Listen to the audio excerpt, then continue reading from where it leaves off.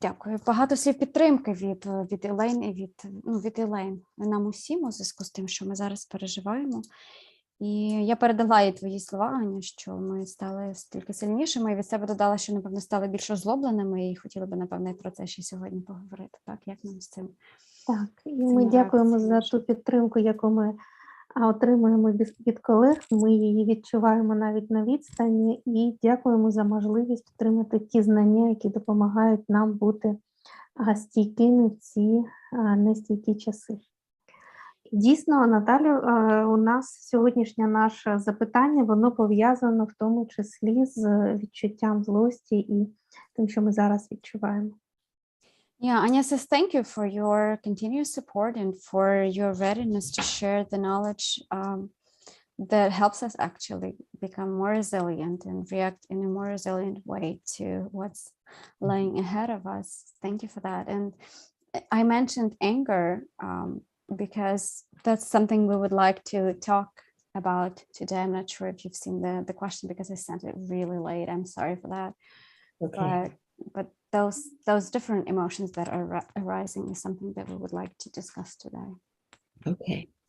But I also have to say one thing before we start with the question is I want to congratulate both you and Anna, because maybe what the other members of our team don't know yet, I think Stephanie knows that Anna and Natalia are provisionally certified community resiliency model teachers now. Thank you. Так, Аня, Елейн привітала нас із тим, мене і тебе, із тим, що ми тепер з тобою тимчасово сертифіковані вчительки за моделлю стійкості спільнот.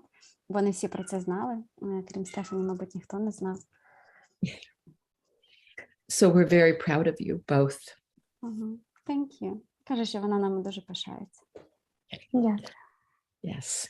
Okay. So what I would like to suggest that we do as we get started, as we often do, is just for a moment to pause and just to remember the people, the experiences in your life that uplift you, that help you. Елейн пропонує почати з того, щоб на хвильку зупинитися і перегадати тих людей в нашому житті і ті наші досвіди чи ті наші пережиті якісь історії, які нас підтримують і які дають нам сили пережити те, що ми зараз переживаємо. And as you said, Natalia, that if you notice that there was something in particular that helped you, empowered you during the last, 48 hours, to just recall that right now, that helped you during this additional assault, is to call that up and to really notice in your body what helps you. І особливо, якщо було щось, що підтримувало вас пережити ці останні 3 доби такої додаткової ескалації, то пригадайте собі цих людей чи ці внутрішні якісь сили, ресурси. І побудьмо трошечки з ними і постараємося помітити, що відбувається при цьому в нашому тілі.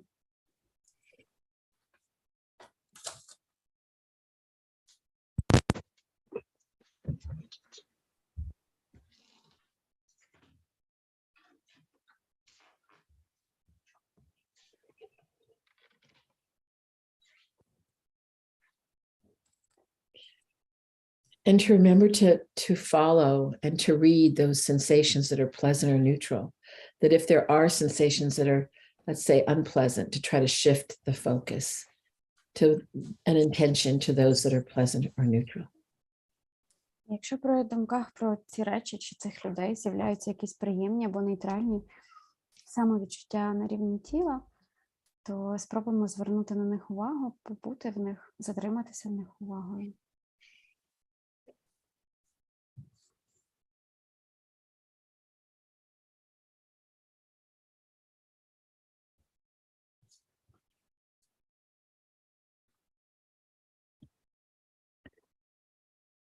Okay, So, Natalia, do you need to read the question, or did you already state the question?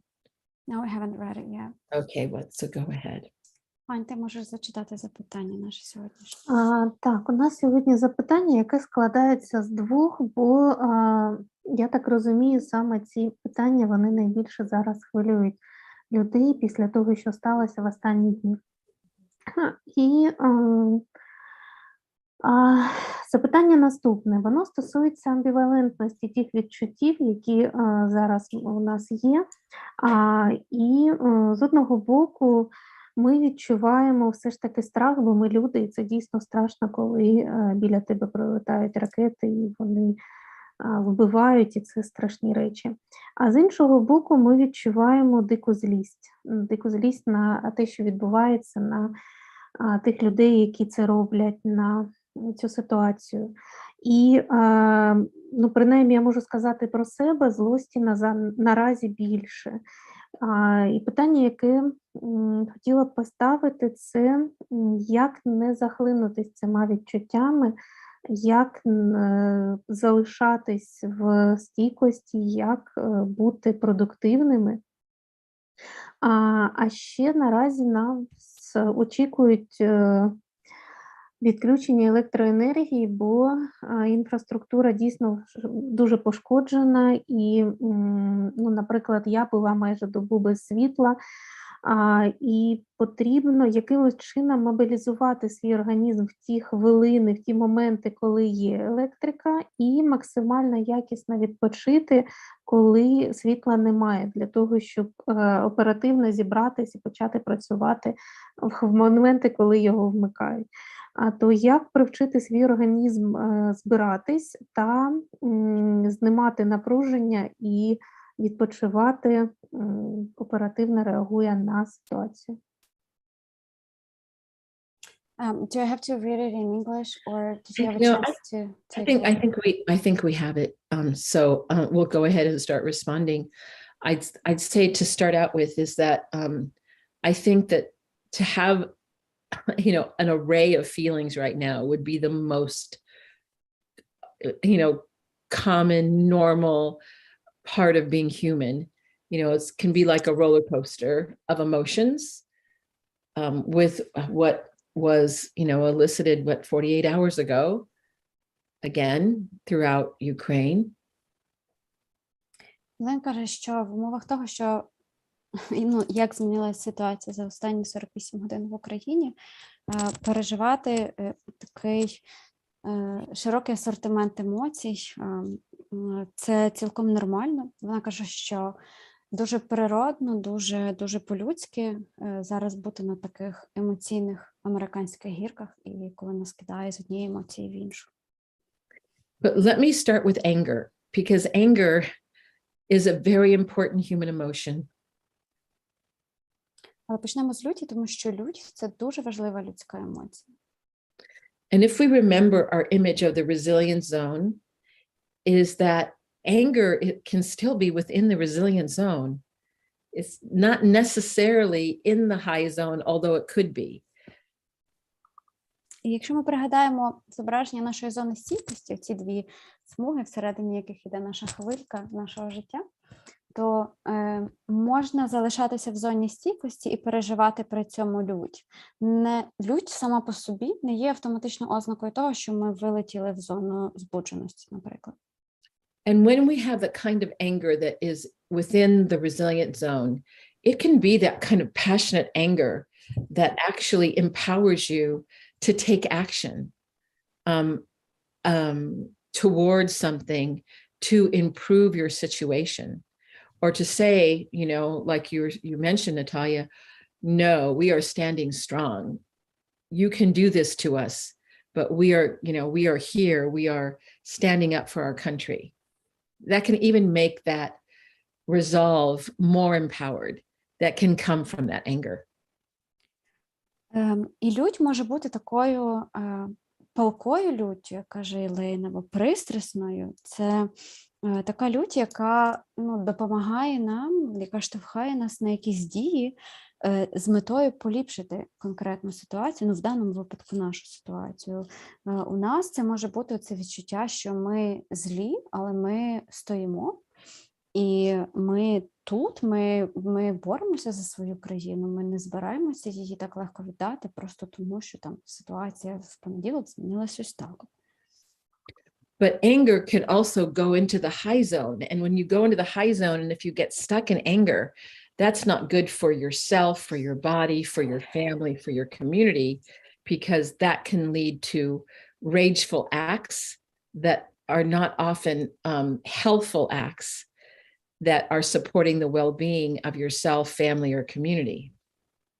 Але іноді лють це може бути якраз лють, яка виносить нас у зону збудженості.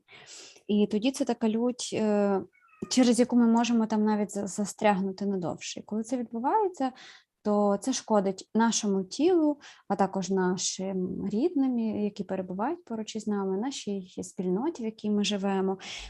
Людина в стані люті, коли вона винесена з зони стійкості, вона може вчиняти якісь такі дуже злі вчинки, які нікому не йдуть на користь і абсолютно не підтримують її благополуччя. I always get this image in terms of anger for me, and that is when I'm in my resilience zone, it's like I have these amazing, powerful, strong horses that represent my anger. But when I'm in my resilient zone, I have the reins on these powerful, powerful horses. But if I loosen the reins and I go into the high zone, then chaos can happen. And that means I could yell at my family members. I could throw things. I could say things I have to apologize for because maybe unkind words came from my mouth. І Елейн порівнює цю злість, будь-яку злість взагалі, свою, вона про свою говорить, що це в неї такі дуже красиві і сильні коні. І коли ця злість стається у рамках, у межах зони стійкості, то ці коні, вони в упряжці, ними можна тоді управляти, керувати, і вони їдуть туди, куди нам потрібно. Коли ми вилітаємо з зони стійкості в зону збудженості, наприклад, зі своєю люттю, то це коні, якими ми вже не управляємо. І без упряжки коні можуть понести куди завгодно. І з цього може створитися хаос, а в цьому хаосі людина здатна, Елейн говорила про себе, вона здатна на різні речі, про які потім шкодує. Вона може кричати на рідних, кидатися предметами і говорити слова, за які потім потрібно просити пробачення. So it takes some skill to hold on to those reins, right?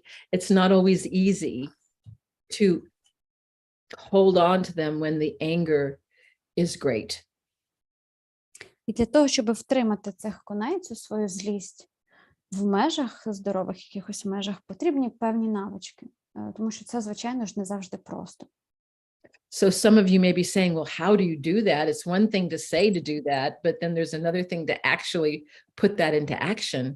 And honestly, those are the skills of the community resiliency model. Is if the anger is great, you might want to put your hands on the table and feel the coolness of the table and say, I am here and now. I don't have to let the anger consume me, but I can let my passionate, righteous anger empower me. That would be one way. І наша реакція може бути така, що окей, це легше сказати, ніж зробити. Типу, стримай своїх коней. Як їх стримати, коли лють виходить з-під контролю? Один зі способів стримати свою лють в певних межах – це використовувати навички моделі стійкості спільнот, вони можуть з цим допомогти. Коли ми відчуваємо, що наша злість нас захлинає цією злістю, ми не знаємо вже, що з нею робити. Щось із навичок, наприклад, Елейн каже, поставити долоні на стіл, відчути поверхню столу, впертися до неї, відчути, яка вона там прохолодна чи гладенька, зосередитись на цьому і нагадати собі, що я є тут і зараз. Це один зі способів її стримати. And any of the help now strategies. I mean, one of the very good ones to deal with that anger when it comes up, if you're worried about it going into the high zone, and you could even do this with your family. I feel this anger inside of me. Can you help me push against the wall together? And I'm going to push all my anger energy out through my hands and into this wall so I can get back into the reins of holding this anger so I can do the things I need to do for ourselves and our family and our community. Цю навичку можна робити навіть разом зі своїми рідними. Якщо ми себе достатньо добре щитуємо, відчуваємо, що лють нас зараз переповнює, що вона перестала бути просто тією такою продуктивною злістю, на якій можна щось робити і накриває з головою, можна навіть запропонувати рідним приєднатися і сказати, давайте разом всі потиснемо долонями до стіни, припустимо, витиснемо з себе цю всю лють геть, вивільнимо її, струсимо навіть потім руки, так теж можна, щоб допомогти собі звільнитися від цієї емоції. So I'm really going to invite our other team members. We have, Deanne and Stephanie and Bonnie and Catherine with us today to see if they have anything they want to add to what I said about this part, the anger part, and then we'll get to the other parts of the question.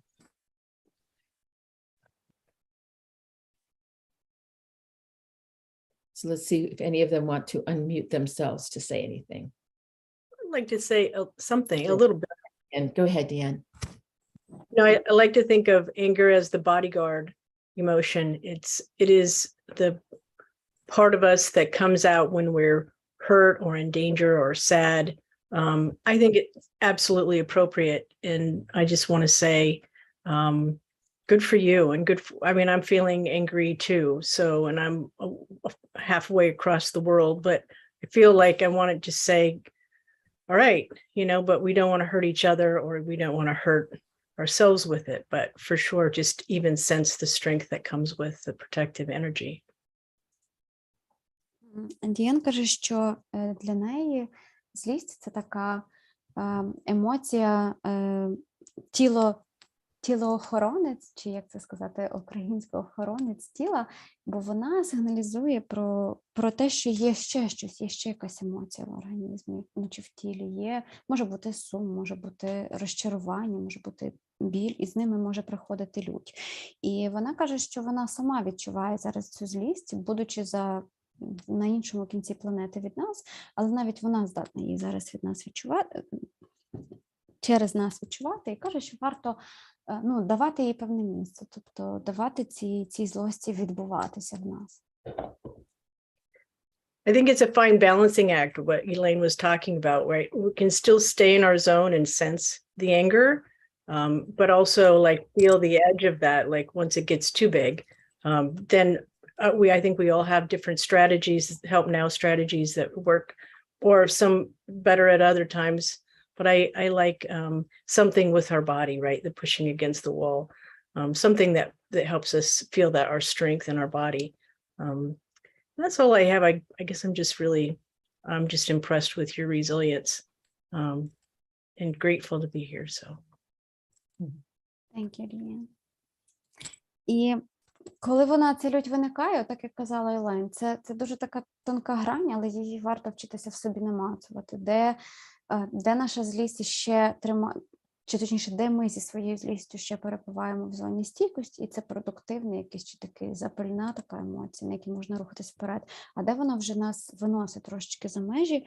І от в той момент, коли ми відчуваємо, що ми пробиваємо цю межу, якраз варто починати застосовувати стратегії з моделі стійкості спільнот, будь-яку, яка нам підходить, яка спадає на думку. Діан каже, що варто фокусуватися на тих, які пов'язані найбільше з тілом. От якраз оце натискати рукою до стіни, чи торкатися поверхні, такі якісь тілесні речі. І ті, які пов'язані з якоюсь силою, тому що злість – це така сильна емоція. Тобто оце натискання руками до стіни було б гарною тактикою в цій ситуації. Ще Діан додала, що вона вражена тим, наскільки ми зберігаємо свою стійкість в останньому розвитковій події, що вона дуже рада бути тут сьогодні з нами. So see if anybody else on the team would like to say anything. I wanted to add, I've not heard the illustration of the horses and anger, but I felt like that was such a good picture, because anger can really take you to places that are helpful, where you're pushing back, you're advocating for something, you are helping others in need, and it's fueled by this anger inside. But it can also be so destructive if you let those horses drive you someplace that's hurtful, or that destroys bonds between friends or family. So I really loved that. And then I'll add one more piece. Стефанія каже, що їй дуже сподобалася метафора про коней і сліз, що вона раніше її не чула, і це насправді дуже влучна ілюстрація, тому що коні, як будь-який інший вид транспорту, можуть нас завести кудись, куди нам потрібно, якщо ми здатні ними керувати. І злість нас може теж завести до якихось речей, які потрібні і корисні, коли ми, будучи озлобленими, там, не знаю, захищаємо свою позицію, чи допомагаємо комусь ображеному, чи підтримуємо там чиїсь права, чи стоїмо за когось в якійсь ситуації. Але точно так само вона, коли виходить з-під контролю, вона може бути некорисною і може завести нас, ці коні без упряжки. Вони можуть нас завести кудись туди, куди ми взагалі не збиралися, не хотіли, і після чого залишиться багато образ, болю і якихось інших неприємних речей. And then the only other thing I was going to say, I know Elaine acknowledged at the beginning, but the different emotions, having a range and variety of emotions is so normal. Так, і ще Стефані каже, що мати це повне різноманіття емоцій, мені чомусь весь час сьогодні хочеться сказати олів'є емоцій, або вінігрет емоцій. Це цілком нормально в цій ситуації. And it makes perfect sense that you would feel maybe in one moment angry and ready to fight, and then in the very next moment wanting to hide and just keep away from everything. And that makes total sense because it's part of being human, and we can't just be assigned one emotion or told how we should feel. They come to us in many different ways.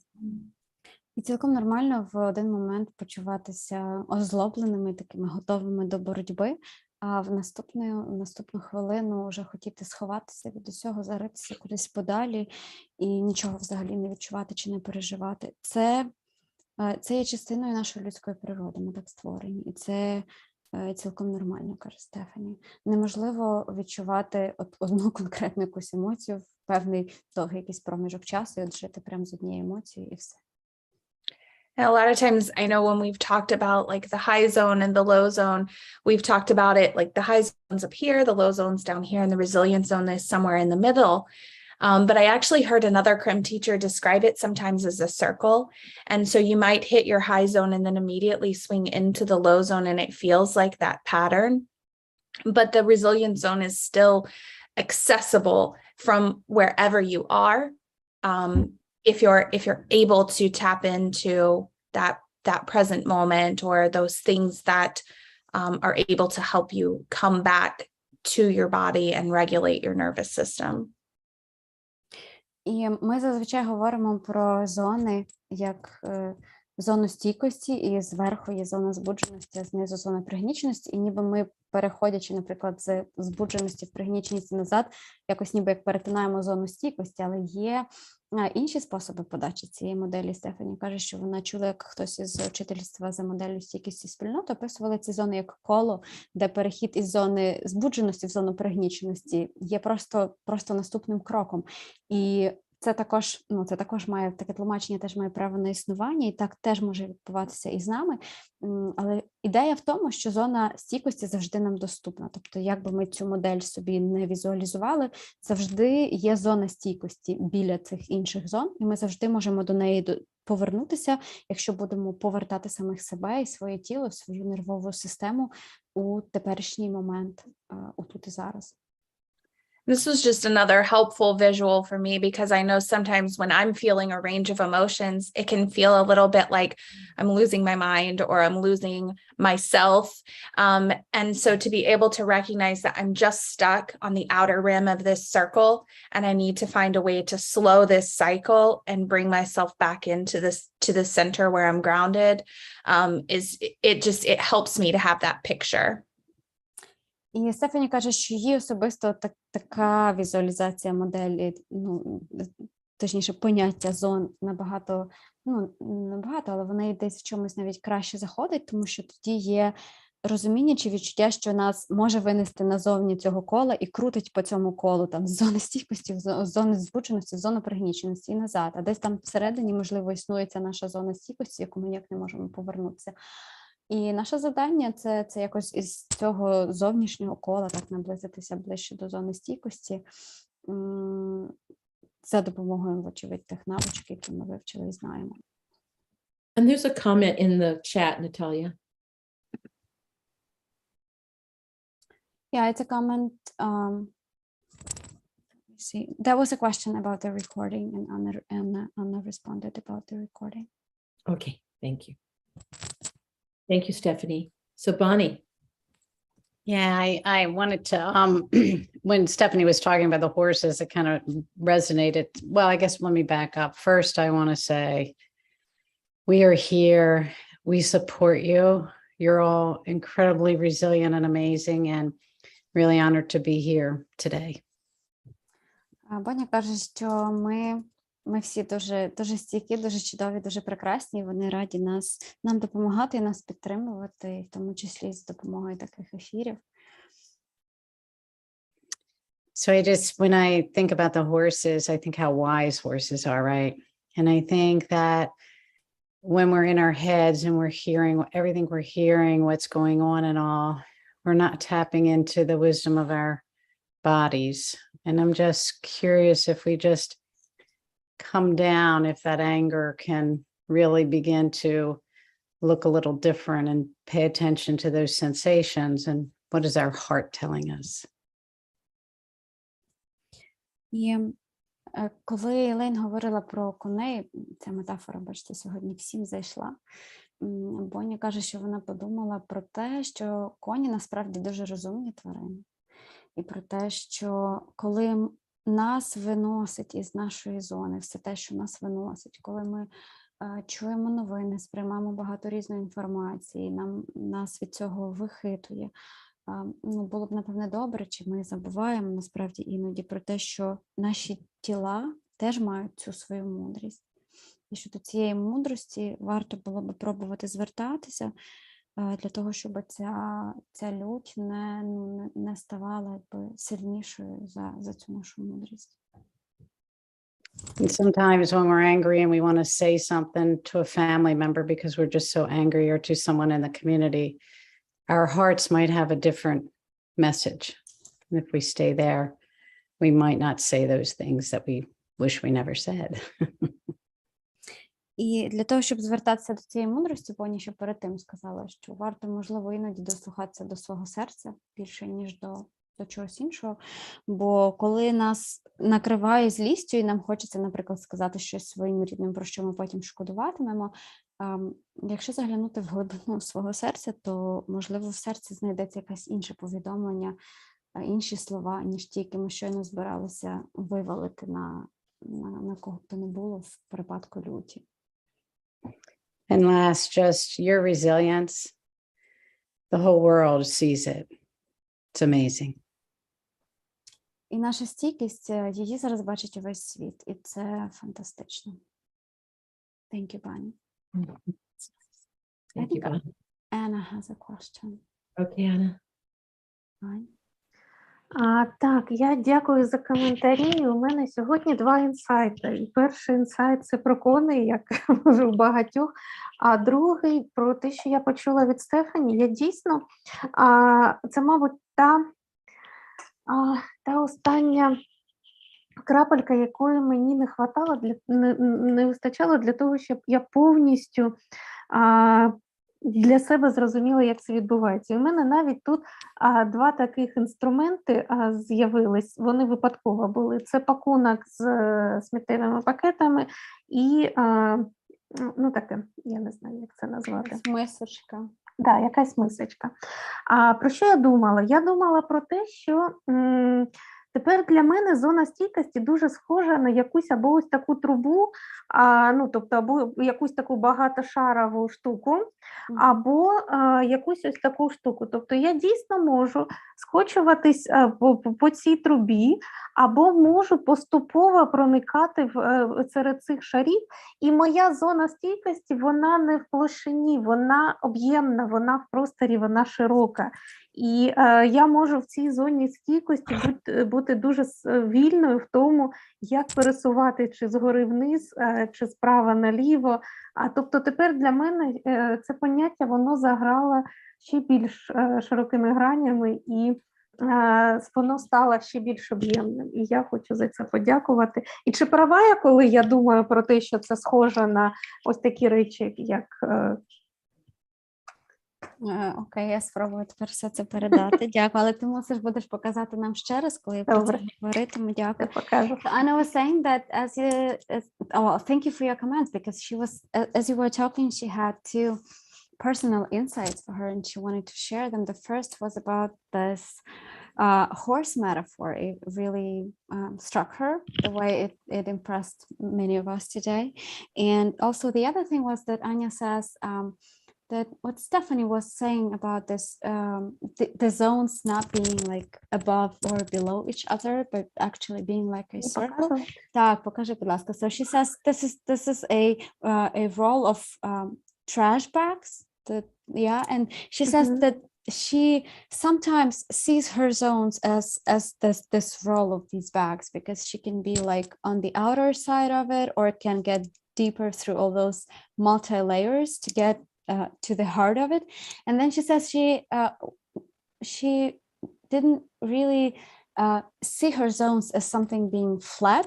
She always thought of them as of something like having this volume, or this I don't know how to put that in English, but that was not something like 2D, that was a 3D thing, multi-dimensional, that you can move inside of it, not only up and down, but also in different ways. And that's something that what Stephanie was saying today, that's something that really struck her and helped her realize that she was probably right seeing it that way even before.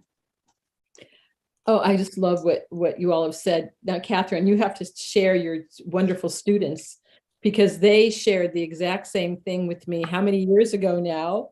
But would you share that experience, Catherine? Because I just remember how excited they were to talk to me about the sphere. Do you want to translate first? Yeah, sure. Thank you, Catherine. Ань, класні твої коментарі. У нас така історія подібна була і в учнівства Кетрін. Вона зараз розкаже ще й про неї, коли вони теж зробили якісь подібні зауваження Ілейн багато років тому, і вони про це зараз згадали. Кетрін розкаже цю історію про зони як сферу, а не як площину.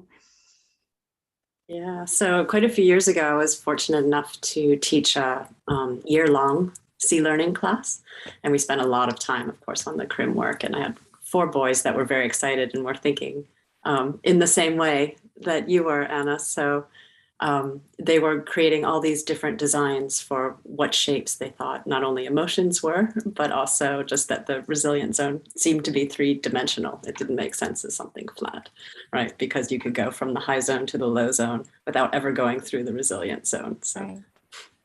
Так, Кетрін каже, що кілька років тому вона навчала клас за програмою соціально-емоційного і етичного навчання, і вони багато уваги приділили, в тому числі навичкам моделі стійкості спільнот.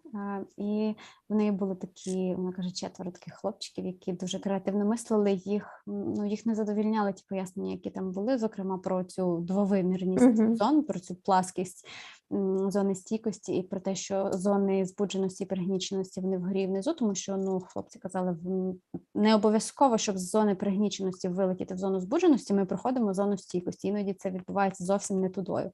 І от вони придумували якраз різні формули, не формули, а форми, силуети якісь і для емоцій, і для уявлення про зону стійкості, тому що їм 2D не підходило, вони бачили це все в тривимірному якомусь форматі. Catherine, I remember being inspired by them because they were so excited to tell me about their idea. They were so excited, yeah. Так, їх самих це дуже захопило, і вони навіть розповідали про це Елейн. І я пам'ятаю, Елейн нам розповідала цю історію раніше, що діти їй казали, ні, це не так, як ви кажете, все зовсім інакше. Ось воно от в такому форматі має працювати. So it is obvious we need to work on a three-dimensional figure of the zones and get someone who is an artist to be able to create that, so we have a new image that we can include in our community resiliency model teacher training. Yeah, I guess time has come. It may have to be a model, a 3D model. Yeah. Maybe we could do it in motion, that we have a little film. Oh, I love that. Good Yeah. idea. That's very cool. Так, тут прямо на наших очах з'являється нова концепція моделі стійкості спільнот про те, що, напевне, треба пропрацювати оце зображення зон, перетворити його з двовимірного в тривимірний, можливо, навіть створити якусь комп'ютерну модель або таку фізичну модель того, як це все відбувається. І ми прям свідки цього в живому ефірі, як модель стійкості спільнот обростає новими смислами. So, Catherine, is there anything more you'd like to say about this topic of anger? Yes, thank you for asking. I was just thinking of I'm a teacher, so the conversations I have with the students, and we often, and I just thought it might be helpful talk about, and it's a lot of what we've been saying, but how an emotion can be protective and helpful, and that's why they're there, and honoring that, this anger and this fear happening at the same time. And can I say one more thing? And then No, you can't. Okay, go I ahead. have to translate that.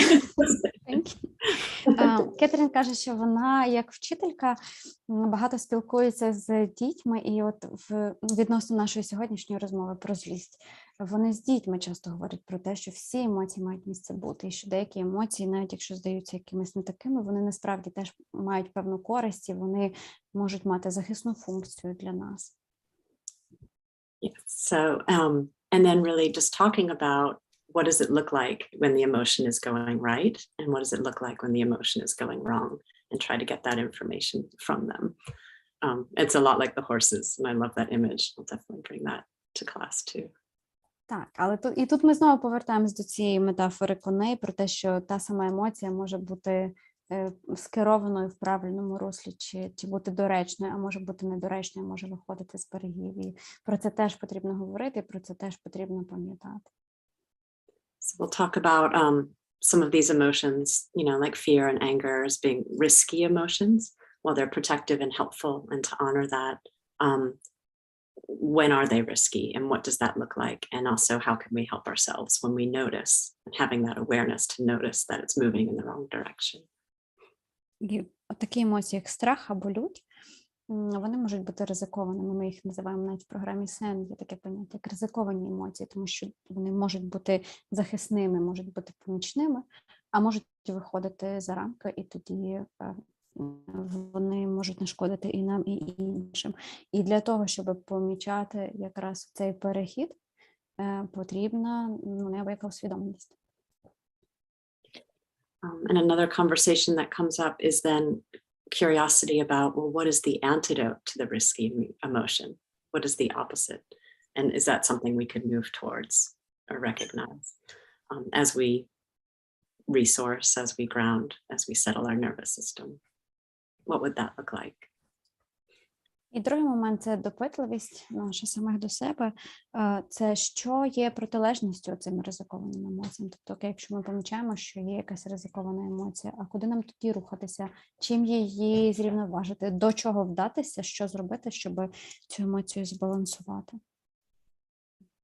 And I found what surprised me and seemed to work well this year that might be useful is I found pictures of animals sort of self-regulating, either playful or bathing or resting in the sun. And I asked the students which is most appealing to you right now, which would be most helpful. And we kind of focus on that. I found that to be helpful. I just wanted to share that. Maybe it could be a conversation that could be shared. І з досвіду Кетрін, з досвіду її роботи з учнівством, дуже допомагають зображення тварин. Вони допомагають збалансувати фото тварин, вони допомагають збалансувати нервову систему. Фото тварин, які там купаються, або відпочивають або бавляться. І діти самі можуть вибирати собі серед там багатьох різних фото, ті, які їх найбільше заспокоюють, якраз у роботі з ризикованими емоціями. I just wanted to say, yeah, that I'm just thinking of you all, holding you in my heart. So. Thank you. Так. I was just wanting to say something about children, a little bit more on that topic, and that is that the children are also having a reaction to what's happened in the last 48 hours. And so in terms of what Catherine just said, in terms of what their feelings may be, and the kind of the antidotes, as you're saying, Catherine, I think for the older children, it's so important. And I think for the younger children who we know are not immune to what's happening around them, you know, is spending some time withdrawing, you know, some way to have them using the expressive arts, because many times the younger children can help us understand what they're feeling when they are drawing. My granddaughter, who's 6, she loves Legos, and if you have Legos, she creates these incredible little environments and lets us know about things that she's thinking really and feeling with her Lego environment. So there's all different ways that children can, you can encourage children to help you understand what they're feeling in a playful way. Ілейн каже, що дуже важливо, що ми заговорили про дітей, тому що, очевидно, діти теж мають певні реакції на те, що зараз відбувається. І якщо трохи старші діти, можливо, здатні це проговорити чи артикулювати, то з молодшими може бути складніше, тому що вони не завжди можуть це проговорити. Нагадує нам про важливість використання такої техніки роботи з дітьми, як малюнки. Діти дуже гарно і добре промальовують свої емоції. Тобто, якщо їм давати можливість виражати свої емоції через малювання, або от її внучка багато складає з Лего, і це теж такий спосіб, коли дитина випускає свої емоції, чи дає нам зрозуміти, що вона думає про цю ситуацію. От варто про це не забувати, що такі інструменти в нас теж зараз є. And just as there's an array of emotions that adults can have, so can the children. And sometimes children, as we know, try to protect their parents by not letting them know how they're really feeling, because they can see when their parents are suffering. So it's really important for all caregivers of children to peek in, to give kids opportunities to be able to express themselves as well. І іноді діти, каже Ілейн, можуть не ділитися тим, що вони відчувають чи переживають насправді, навіть малі, бо вони бачать, що батькам непросто, що батьки страждають і можуть тримати свої емоції, свої стани при собі, щоб не зашкодити мамі і татові. Тому треба давати їм, нагадувати дітям інші способи висловлювати свої емоції через якісь такі креативні речі. And to be very intentional about trying as much as is possible right now to keep the children safer.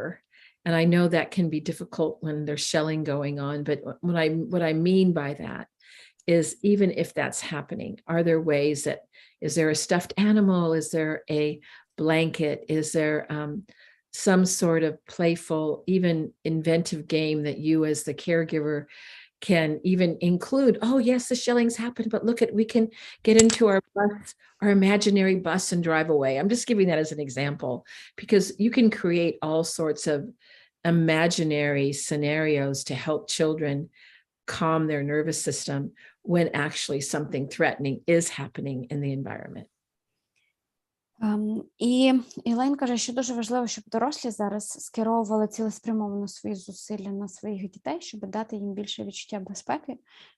Зрозуміло, що це не завжди можливо і іноді складно, особливо коли відбуваються там активні обстріли, але бодай такі речі, як м'які іграшки, які діти люблять, щоб у них були при собі, чи там їхні улюблені ковдрочки, чи покривальця, навіть грати в якусь уявну гру.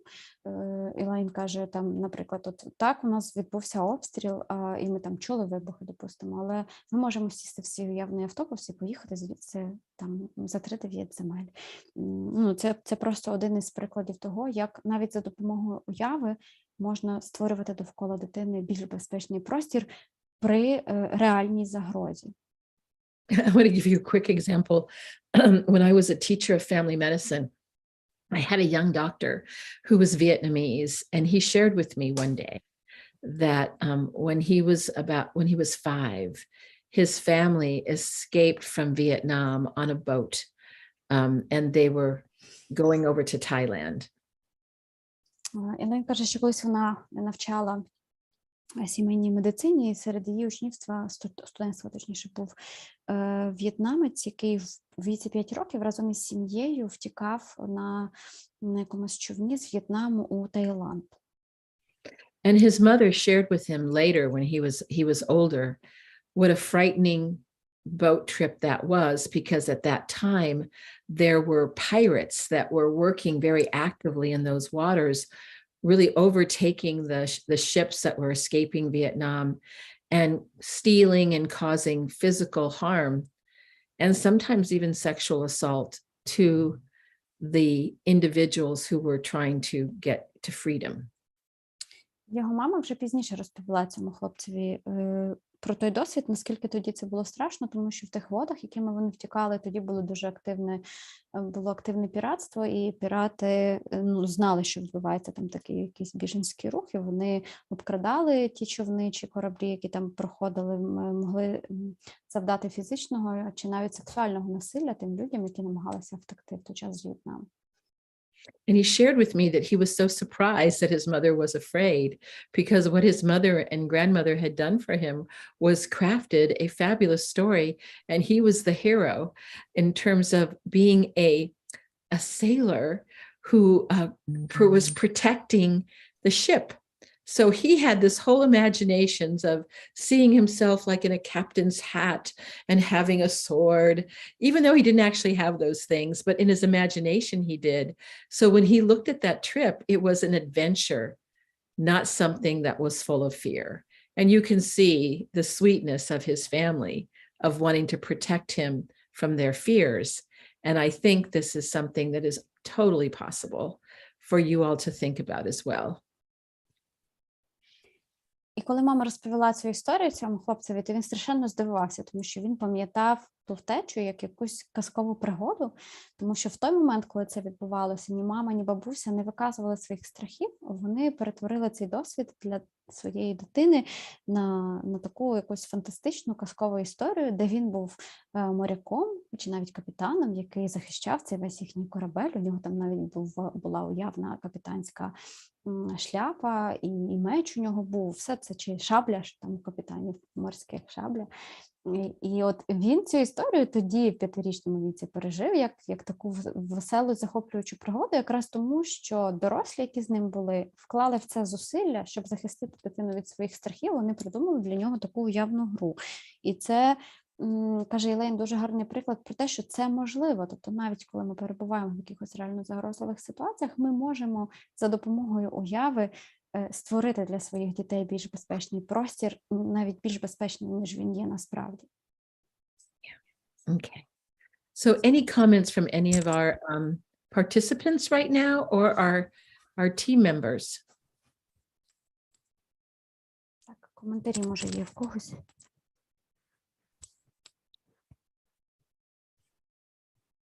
Okay, so we probably should talk about the rolling blackouts now. And I want to say one thing before I do that about the anger. One more thing, I didn't want to forget this. When we do have a lot of anger, it's very energetic. And so sometimes when there's a lot of anger in our system, there can also be a lot of fatigue that happens as well. And so to really take time to rest when you need to rest, because of just the amount of energy it takes to be in states of anger. Так, значить, якщо коментарів ні в кого немає, Аня, я бачу руку, зараз скажу про тебе. Елейн каже, що ще одна річ про злість. Злість дуже енергозатратна. І коли ми сильно сердимося чи переживаємо велику кількість злості, треба розуміти, що з нею приходить втома. І потрібно давати собі за можливості час відпочивати, набиратися сил, тому що злість забирає дуже велику кількість сил нашого організму. Elaine, I think Anna has a question. I see that. Go ahead. Давай. Anna. У мене скоріш коментар. Я подумала, як це чудово працює. Коли Ця мама з бабусею створювали для дитини казкову історію. Я думаю, що вони таким чином заспокоювали також себе. А ще ми говорили про іграшки, і мені здається, коли дорослі створюють казкові історії для дитини, вони заспокоюють не тільки дитину, заспокоюючи і себе, а дитина, граючи з іграшкою і заспокоюючи або створюючи якусь історію для цієї іграшки, мені здається, це теж працює. Тобто з такими сходинками ми можемо створювати ось цей простір безпеки, навіть нехай це навіть уявна безпека, але все одно це допомагає нашій нервовій системі бути в гармонічному стані. Тобто, піклуючись про кого, будь то іграшка, будь то власна дитина, ми таким чином гармонізуємо ще й свій стан. Yeah, so Anya wanted to comment on this Vietnamese story. She said that as this mother and grandmother were creating this fairy tale story for that boy, they were probably also helping themselves to come down, not only him. And Anya says that as we are taking care of someone, let's say when adults take care of a kid in this way, trying to create this even imaginary safety, when there is a threat, they not only help the child, they also help themselves. When a child takes care of their stuffed animal, trying to create a story for them, or I don't know, hugging them, cuddling them, and so on, they actually, they actually take care of themselves as well. So this is, like Anya says, this back and forth system of taking care of each other and protecting someone else might actually help ourselves too. Absolutely. Yes. Okay. So now we'll talk about the rolling blackouts. And I think it's just a very, it's another part of the reality, right? And so I want to talk about the children too, because, some children are really afraid of the dark. And so are there ways that you can get artificial light if it's possible, if the child is afraid of being in the dark? So that would be something I would try to consider if there isn't access to any, a lantern or a flashlight, those kinds of things. Okay, I'll stop there. Thank you. Так, Елейн тепер хоче перейти. У нас там було ще запитання про віялові відключення і про те, як перемикати свій організм з одного режиму в інший. Елейн почала з того, що якщо навіть є відключення електроенергії, то діти можуть боятися темряви, і тому за можливості потрібно знайти якісь способи підтримувати світло в приміщенні навіть за вимкненою електроенергією, там використовувати ліхтарики чи якісь пальники, лампи, для того, щоб було хоч якесь світло. But I think for the adults, the more that they can utilize the skills to stay within their resilient zone, the better that they'll have their prefrontal cortex available to them to be solution focused in order to be able to create the organization that it will take to deal with times of darkness with their families. Or, when darkness happens, it affects everything, right? If they're turning off the electricity, Wi-Fi, TV, water. All those kinds of essentials. Water certainly is an essential of hot water. Yeah. Well, how will you do that? So that will be something to plan for, and maybe even to download, let's say, on your devices beforehand, so that you can, watch a movie together. I don't know if it's a possibility to buy, portable generators, if that's available in Ukraine at this point, but those kinds of things can be very helpful. Так, тут Елейн розказує про якісь практичні речі, зокрема, потурбуватися наперед, якщо можна, про там переносні генератори, якщо є можливість ними забезпечитися. А що стосується якоїсь такої ментальної підготовки до виключень електрики, то важливо користуватися навичками, які повертають нас у зону стійкості, для того, щоб ми загалом перебували в своїй зоні стійкості, бо коли ми в зоні, то в нас працює префронтальна кора. Коли працює префронтальна кора, ми більш готові до прийняття різних рішень, і тоді там виключення електрики нас не застануть зненацька, і ми зможемо краще, більш організовано потурбуватися про своїх рідних, коли це буде відбуватися, і як нам до цього підготуватися. Можливо, якось підготуватися заздалегідь, але він каже, там завантажити якісь речі собі на телефон, щоб можна було, коли не буде світла, чимось займатися, там дивитися фільм, наприклад. You know, for example, and again, I don't know what's available in Ukraine, Natalia, so I don't know if these suggestions are helpful or not, but there are some generators where you can literally, for example, get power for your iPhone or your phone through solar, where they have these little, very simple little devices that you can use the sun to power, and that's how you can get energy. I don't know if those are available to you, but if they're not, that's also something that could be a wish list to ask an organization to provide those for your community. Так, Ілен ще каже, що є такий генератор, який заряджається від сонця, якби сонячною енергією, потім можна від нього заряджати інші пристрої, що про такі рішення теж можна було би потурбуватися заздалегідь, якщо вони в нас є доступні в Україні. Я не знаю, чи є щось таке, чи ні. So I am going to ask our participants if they have additional things to add to what I've been speaking about regarding rolling blackouts.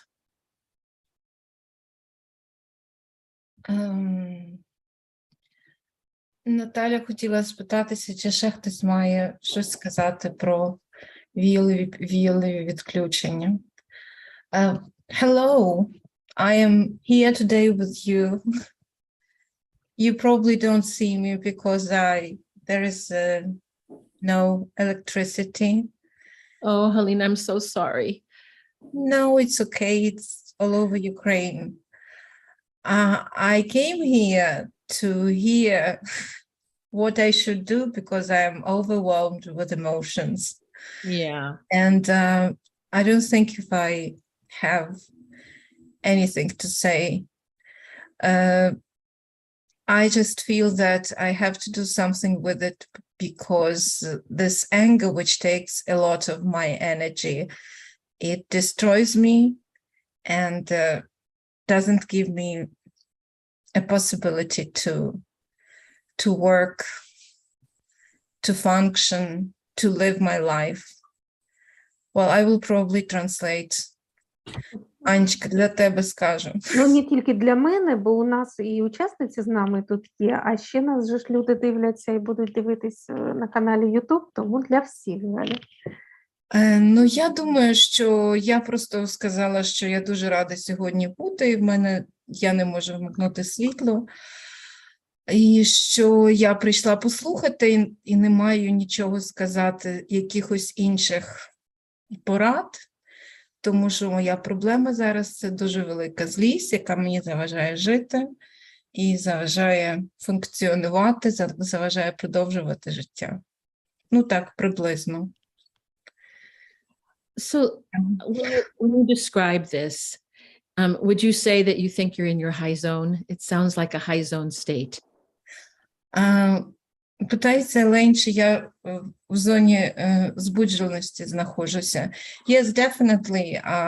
I feel that I am in the high zone and I probably don't have the skills to go back to resilient zone. Maybe I just like it. Well, can I just ask you a question? Would that be okay? Are you sitting down right now? Yes. Питається, чи я сижу. Yeah, can you just notice how you're sitting? Where your feet are, where your arms are? Can you sense your back by the chair or sofa chair? It's a chair. Okay. Yes, I can sense it. Okay, so just take a moment to notice the presence of your body in the here and now as it's making contact with the chair. Зараз я намагаюся зауважити, як моє тіло, про контакт мого тіла з кріслом, як я сижу. And so what happens inside the body when you do that? Does it feel charged up or does it feel a little calmer? There's no right or wrong way. I'm just to be curious about what's happening on the inside. Well, definitely when I focus on the way my body touches the chair, I feel that there is so much anger. Yeah. And so much tension. So can you notice that just for right now? Just even if it's not as much, just notice how it's a little better. Just bring your attention to what feels a little bit better on the inside. Елейн спиталася мене, чи я відчуваю зараз, коли я відчула, як моє тіло торкається крісла, чи я відчула зменшення, напруження, чи без всяких змін. Я сказала, що відчула, і вона запропонувала це зауважити. Моє відчуття, яке я зараз відчуваю. Yeah, thank you.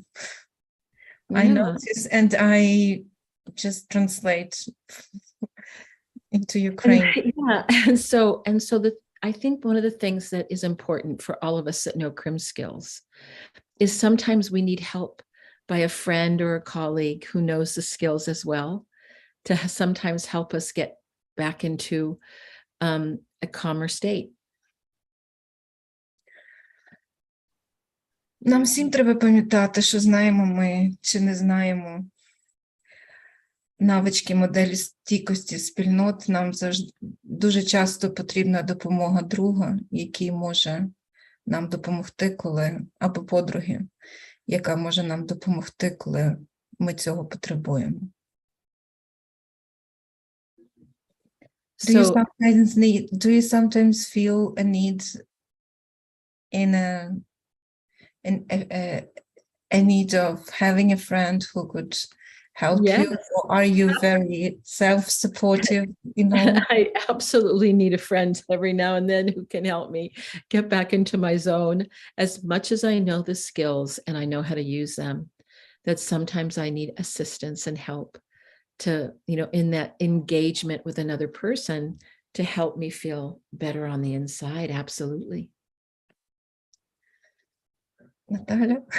Дякую. Ілень каже, що попри те, що вона сама знає навички і модель, їй самі теж потрібні доволі часто якісь помічники чи помічниці, які допомагають їй з навичками, з поверненням в зону стійкості. Я бачила, що коли Ілень це говорила, то всі прямо так кивали, і Дієн, і Бонні, і Кетрін. I was saying that as Elaine was saying that you all were nodding, like so that many people relate to, right?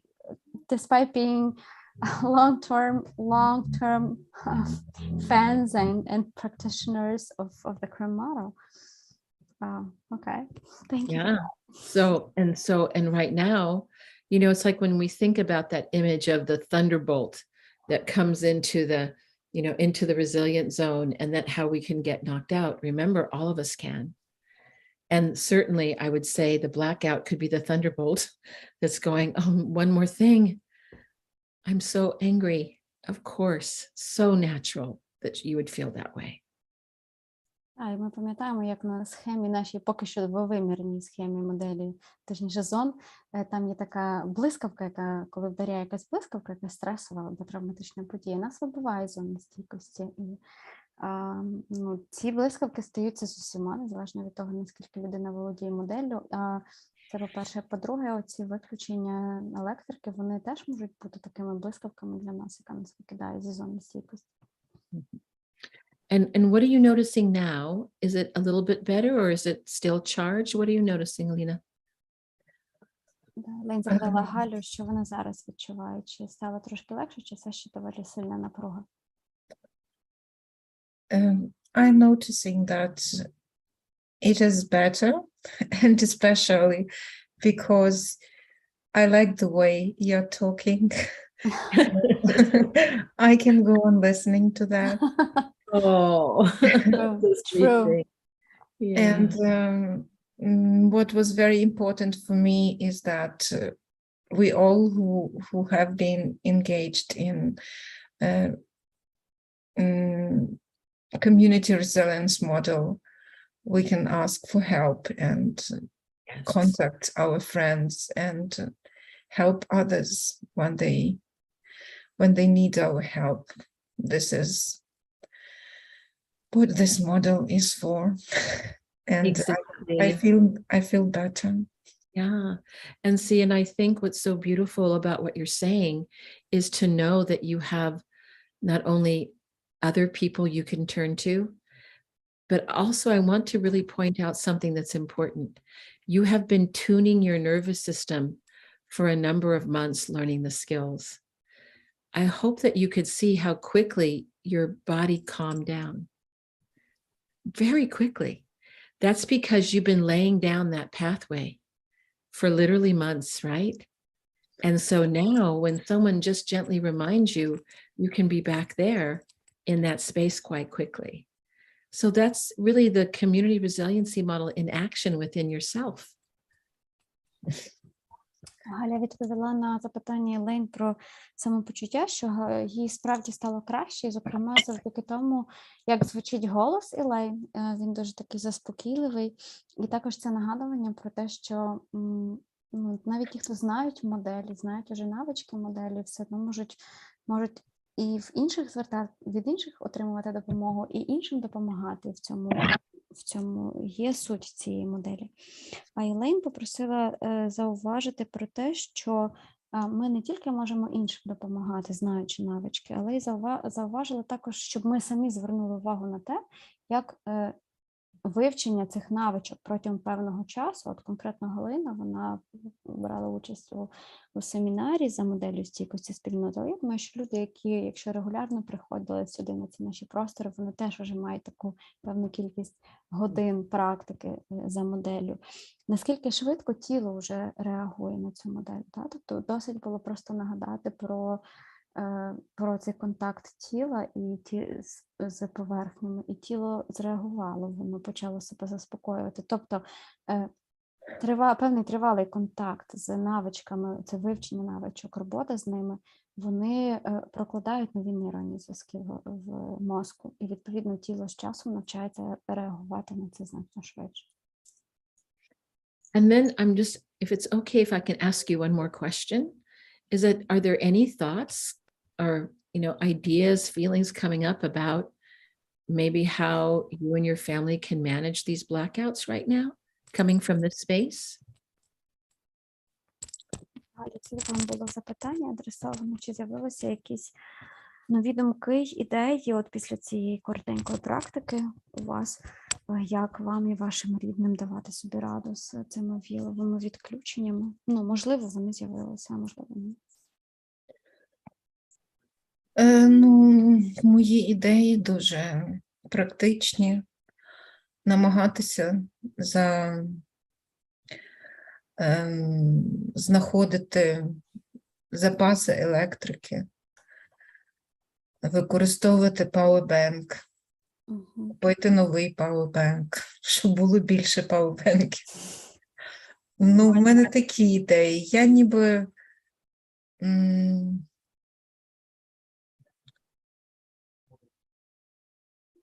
я не думаю, що це через віялові відключення.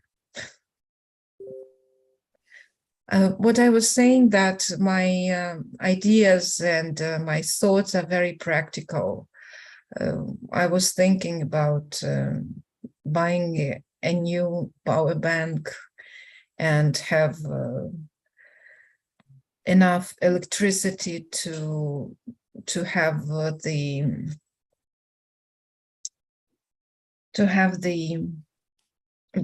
the gadgets charged. Yes. But I also said that I had the feeling that it was not because of blackouts only. The feeling that I have with blackouts, the biggest feeling of the biggest fear is when you don't have any connection and you Yes. don't know what is happening with your family. Yes. And I can deal with that by buying another power bank. There you go. I mean, and that's what's so important about being in the space of being calmer, is that you think about, oh, this is the real reason I don't know how my family is. I mean, it's like, okay, I can be in the dark, but how is my family? And even thinking about the idea of the power bank is one way that may help. So, you know, this is, you know, your well-being, the way that you can manage and be practical right now, even in these very difficult times, I guess is just, you know, is a demonstration of just how resilient you are. Oh. Ну, я, напевно, перекладу те, що говорила Елейн. Раз же так, я сказала про свою ідею з пауербенком. І Елейн сказала, що це, боже, напевно, я заслухалася і забула, що вона говорила. Я перекладу. Та Галя говорила про те, що от, ну, вона розуміє, що справа не тільки в виключеннях енергії, наприклад, в тому, що коли немає зв'язку, то, якщо я правильно Галю зрозуміла, що коли немає зв'язку, то іноді важко розуміти, типу, що відбувається з моїми рідними. А як обійти цю проблему, можна купити там додатковий павербанк і бути на зв'язку і розуміти, там, що з ними всіма відбувається. І Лейн каже, що от коли ми перебуваємо десь ближче до зони стійкості, якось так, то ми здатні навіть про такі якісь речі подумати, да? Тобто нам тоді легше приймати навіть якісь такі дрібні практичні рішення, які нам, ну, можливо, не вирішують цю ситуацію загалом, але допомагають хоча б якийсь аспект цієї ситуації вирішити, щось закрити. От, я подумала про додатковий павербанк, все, я тепер буду на зв'язку, і принаймні це мене не виноситиме з зони стійкості. І ще Елейн сказала Галю, що це теж демонстрація вашої особистої стійкості, що ви змогли так швидко це все оцінити і от прийти до такого рішення. Ви молодець. Are you going to share it in English now? No, I was just translating what you were saying. Okay. Because when I started Галя, translating, I said that I probably forgot half of it. Oh, I see. Okay. I thought that Natalia just thought we understood Ukrainian now, because we probably should. No, I wasn't making things up. I just translated what you said, Elaine, and what Hala was saying. And what did she say? Oh, what she said before in English. Okay. Yeah, about the power banks and being in connection with her dear ones. Good. All right. Well, I see that it is 1:45 the hour already, and I know it's late in Ukraine, but I hope that you all know how we are with you, and we will be seeing you again on Wednesday. And also know that if there's a need to, want to touch bases with us before next Wednesday, you could certainly do that. And I also want to say, Helena is also a provisionally certified community resiliency model teacher as well. So we have a growing group of people that are not only going to be helping themselves, but helping their community in an even expanded way from Sea Learning. So I am so very grateful and have much gratitude for all of you to be so present during the month of September. That was not easy, I know, for all of you. Так, Елейн каже, що мусимо завершувати. Наступна наша зустріч буде через тиждень. Але якщо комусь потрібна допомога поміж тим, то ми теж можемо про цю допомогу і підтримку звертатися. Також вона каже, що дуже пишається всіма нами і додала про те, що Галя також отримала тимчасову сертифікацію учительки за моделлю стійкості спільнот, не тільки ми за нею. І що дуже радісно, що в Україні збільшується кількість людей, які можуть нести світло моделі в маси, якщо можна так сказати, допомагати нею іншим, підтримувати нею інших, а не тільки себе. All right. Thank you so much. So Anna, we always give Anna the last words, don't we, Natalia? Yeah, we do. Анют, твоє заключне слово на сьогодні. Ага, дякую дуже. І я хотіла наголосити, по-перше, про додаток iChill, про який говорила сьогодні вже Стефані. І багато практик ви можете подивитись там, і послухати там, і вони працюють. А друге, я хотіла нагадати про можливість, якщо у вас є потреба, щоб ваше запитання було розглянуто, ви можете написати або нам в Facebook, на месенджері, або написати на нашу електронну пошту, і я впевнена, терапевти та терапевтки Американського інституту травмостійкості нададуть вам дуже фахову підтримку і допоможуть вирішити запитання, які виникатимуть. Anya reminded everyone about the iChill app that's available in Ukrainian as well, and through the web browser that Stephanie reminded of it in the chat, that everyone can use if needed. And she also said that our viewers and listeners can send their questions to EdCamp's email or any other social media account, and that the experts from the Trauma Resource Institute and the CRIM model teachers will come and help in case we have some questions. Yeah, thank you so much for sharing your wisdom, for standing with us. We are so much stronger because of your continuous support, and that's so true. I hope you know that. And I think we're stronger too. Thank you. Yeah, thank you. Okay. I'll see you in a week. Дякуємо і до зустрічі. Okay. Bye-bye.